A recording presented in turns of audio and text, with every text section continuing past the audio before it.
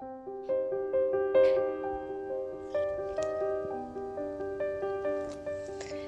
Guys, welcome to Mr and Mrs Sinha blog. तो 8 साल बाद हमारे लाइफ में आ रहा है एक बहुत बड़ा खुशी के माहौल, क्योंकि शादी के लगभग 8 साल बाद हम पहली बार माँ बाप बनने जा रहे हैं। मैं पहले भी सोची थी कि इस पूरे जर्नी को मैं कैप्चर करूँगी, बट बहुत सारे कॉम्प्लिकेशंस थे और बहुत सारे ट्रीटमेंट चल रहे थे। इन सब के चलते हुए मैं इस हालत में ही नहीं थी कि कुछ कैप्चर कर पाऊँ। फाइनली अभी मेरी इस जर्नी का लास्ट जो पार्ट है वो चल रहा है, तो मैं सोचा चलो बचा कुचा जो भी है उसको मैं अच्छे से कैप्चर करती हूँ और एक मेमोरेबल मोमेंट को बनाती हूँ। तो कहते हैं ना कि खुशी तब तो खुशी है जब आपके पास उसको बांटने के लिए ढेर सारे लोग हो, या तो दुख भी तब कम हो जाता है जब आपके पास बहुत सारे लोग हो जो आपके सामने बैठ के बस 2 बार आपकी बात सुन ले। और हमारे पास ऐसा अनफॉर्चुनेटली कोई नहीं है गाइस। हमारे जो मीन्स होम टाउन है, फैमिली है, सबसे बहुत ज़्यादा दूर है। और सबसे बड़ी बात है इस टाइम पे सबके अपने अपनी प्रॉब्लम्स है, फैमिली में तो कोई आया भी नहीं। और इस पूरे टफ जर्नी को सिर्फ मैंने और मेरे हस्बैंड ने अकेला मिल के सहा। और मीन्स मुझे नहीं पता वो उस चीज़ को मैं कैसे एक्सप्लेन करूँ। कभी अगर ऐसा माहौल बनेगा बोलने का तो ज़रूर आप लोगों के साथ बाकी चीज़ें भी शेयर करूँगी, लेकिन अभी फोकस करते हैं खुशी पे, क्योंकि मैं बहुत ज़्यादा खुश होना चाहती हूँ। क्योंकि पास्ट का कुछ मंथ मेरा बहुत पेनफुल रहा, ढेर सारा इंजेक्शंस, ढेर सारे ट्रीटमेंट, हर मोड़ पे बहुत सारा डर कि अब कुछ गलत ना हो जाए, क्योंकि एक तो इतना मुश्किल से इतने सालों बाद ये खुशी हमें मिला है। तो आज फाइनली मीन्स 6 महीने तक तो मीन्स एकदम बदतर कंडीशन था। 6 महीने बाद धीरे धीरे करके थोड़ा सा मेरा हेल्थ का कंडीशन भी थोड़ा स्टेबल होने लगा, बाकी चीज़ें भी स्टेबल होने लगी। और 7 मंथ के लगभग आप कह सकते हैं कि 15 दिन जाने के बाद, लगभग 15 दिन जाने के बाद मेरा जितने भी पहले का प्रॉब्लम था वो सारे सॉल्व हो गए।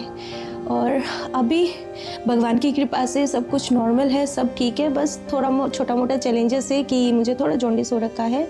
लास्ट 10 दिन पहले टेस्ट करवाई थी, तो डाइट वाइट मेडिसिन वैसे ही ले रही हूँ। अभी 2-4 दिन में फिर जाऊँगी।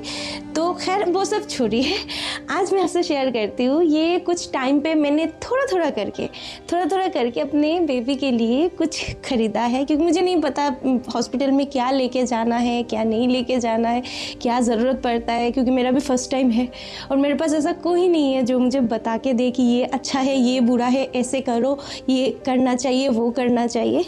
तो मेरा अपना समझ में जितना आया मैंने उतना ही किया।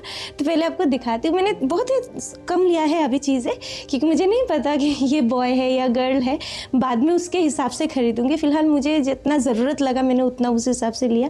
तो आपको पहले मैं दिखाती हूँ मैंने क्या क्या लिया। ये तो कुछ चीज़ें मैंने लिया है बेबी को रैप करने के लिए, जो मीन्स मसलिन का कपड़ा होता है सॉफ्ट। फिलहाल ये मैंने 3 ही लिया है, और थोड़ा हैवी होने के लिए ये एक थोड़ा ये ले लिया है मैंने इस तरीके का एक। इससे उसको काफ़ी गर्मी मिल जाएगी। और उसको और अच्छे से थोड़ा रैप करके पकड़ने के लिए ना मैंने इस तरीके का, क्योंकि इसके अंदर भी काफ़ी सारा गर्मी मिलेगा अगर ज़रूरत पड़ा तो। जैसे ये से खोल के, नाम मुझे नहीं पता क्या बोलते हैं इसको, किसी भी चीज़ को मुझे नाम नहीं पता, बस मैंने आइडिया से इसे ख़रीदा कि ये अच्छा लग सकता। ये भी भगवान मुझे सिखा देगा। कहते हैं ना कुछ चीज़ समय के साथ साथ सीख जाते हैं, तो हो सकता है मेरा नसीब में ऐसा ही कुछ लिखा हुआ है। क्योंकि शादी के बाद का जो गृहस्थ लाइफ होता है उसको भी मैंने अपना हाथ से सजाया है। मेरे माँ ने मेरे भाभी लोगों के लिए बना के दिया संसार, अब भाभी लोग उसको संभाल रहे हैं, आने वाले जनरेशन्स को मिलेगा।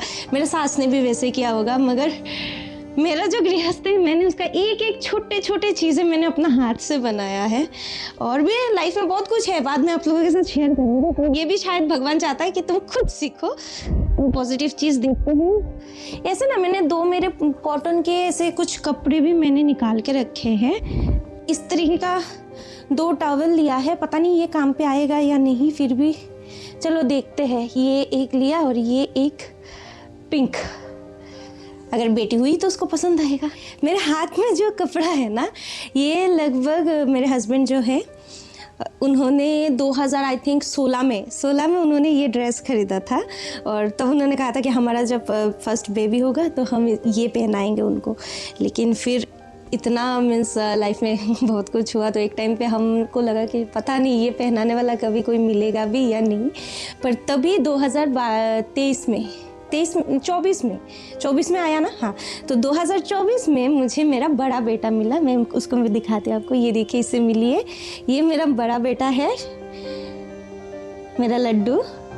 तो ये हमारे लाइफ में आया और एकदम से सब कुछ बदल गया। तो पहले मैंने ये तो पहन नहीं सकता, इसके लिए बहुत बड़ा होगा। तो मैं क्या करती थी, जैसे गर्मी के टाइम पे एसी में थोड़ा ठंडा ठंडा माहौल बनता है ना, तो उस समय मैं ये उसके ऊपर ओढ़ देती थी, ये सोच के कि चलो हमारा पहला बच्चा ये पहन रहा है।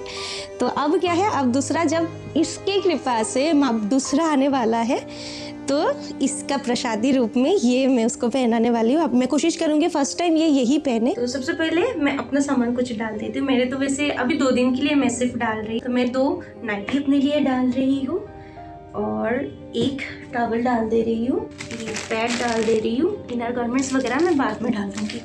और बच्चे के लिए मैंने एक हागिस ले लिया है, इसको भी डाल देती हूँ। ये ड्राई शीट है, मैंने 2 ही लिया है फिलहाल, बाद में मंगवा लूँगी अगर इससे ज़्यादा ज़रूरत पड़ेगा तो। मैंने दोनों ड्राई शीट डाल दिया। और अब मैंने ना इस तरीके का कुछ, क्या लंगोट बोलते हैं, हाँ, तो मैंने ये अभी फिलहाल ये 5 लंगोटी मंगवाए हैं। वैसे तो मुझे हाँ, लंगोट बहुत ज़्यादा लगेगा मुझे, मैंने ऐसा सुना। तो कोई बात नहीं, मैं बाद में मंगवा लूँगी क्योंकि अभी तो हागिस भी पहनेगा। तो फिलहाल ये 5 ही मैं रख दे रही हूँ। ये मसलिन का कुछ सॉफ्ट सा रेपर है, इनको ले लेती हूँ। ये मुझे लगता है सब इस तरीके का मैंने कुछ लिया है, क्योंकि वहाँ एसी में अगर बच्चे को मीन्स ठंडा वंडा मीन्स लगने का चांसेस हो तो इससे रैप कर लेंगे।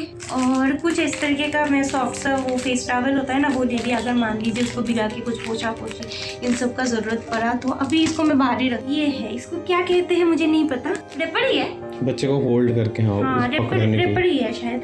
इसको डालूंगी सबसे ऊपर। मैंने ना इस तरीके का कुछ क्यूट सा पेंटू लिया था जो बहुत ज़्यादा मीन्स स्ट्रेचेबल है और मीन्स सॉफ्ट है, तो मुझे लगता है ये पहनने से उसका स्किन में भी किसी तरीके का मीन्स इशू नहीं आएगा। क्यूट सा कुछ मैंने बनियान लिया है जिसमें पिंक भी है और ब्लू भी है। अगर बेटा होगा तो उसको भी पिंक वाला भी पहनना पड़ेगा ब्लू के साथ, बेटी होगी तो उसको पिंक के साथ ब्लू भी पहनना पड़ेगा।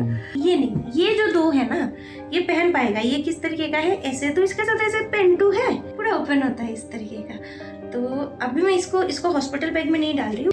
और इसी के टाइप का ये 3 है, ये तीनों का ही ऐसा ही है, जैसे ये सामने से पूरा ओपन है, ये आराम से पहन पाएगा। तो मैं ये तीनों को डाल दे रही हूँ, इधर डाल दे। ये सारे कपड़े को मगर मैंने अच्छे से वॉश किया है, गर्म पानी करके, धो के, धूप में सुखा के, फिर मैंने आयरन करके फिर रखा है, क्योंकि बेबी का मैंने सुना है बहुत ज़्यादा सेंसिटिव होता है बर्थ के बाद। ये एक ड्रेस है, ये मैं उसको घर पे जब लेके आऊँगी ना फर्स्ट टाइम तो पहनाऊँगी। इसको डाल देती हूँ यहाँ पे।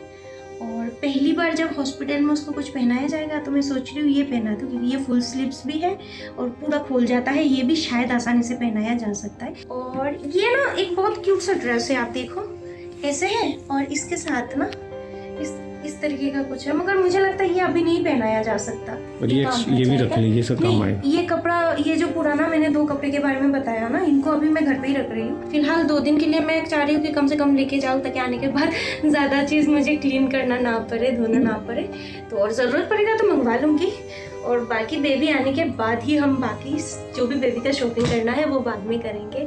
फिलहाल देखिए, मुझे जितना समझ में आया, जितना मुझे लगा कि हाँ ये लग सकता है, वो लग सकता है, मैंने उस हिसाब से लिया। आप में से किसी को भी अगर लगता है कि इसमें मैंने कुछ अननेसेसरी डाला है, बता देना, मैं उसको निकाल दूंगी। और कुछ अगर आपको लगता है कि ये ज़रूरत है, ये मैं मिस कर रही हूँ, ये सब का ज़्यादा ज़रूरत पड़ता है ये रखने के लिए, आप मुझे कॉमेंट में बता देना। मैं ज़रूर इन सारे सामानों को ऐड करूँगी इस लिस्ट में। और प्लीज़ प्लीज़ प्लीज़ मेरे साथ जुड़िए।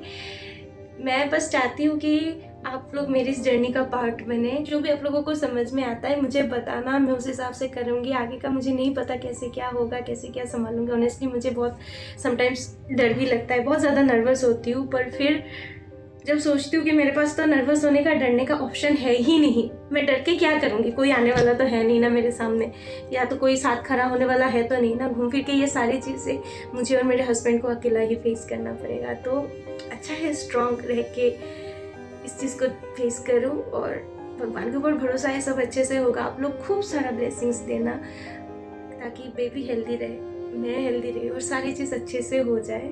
बाकी सब भगवान जाने, बस आप हमारे साथ बने रहिए। Thank you.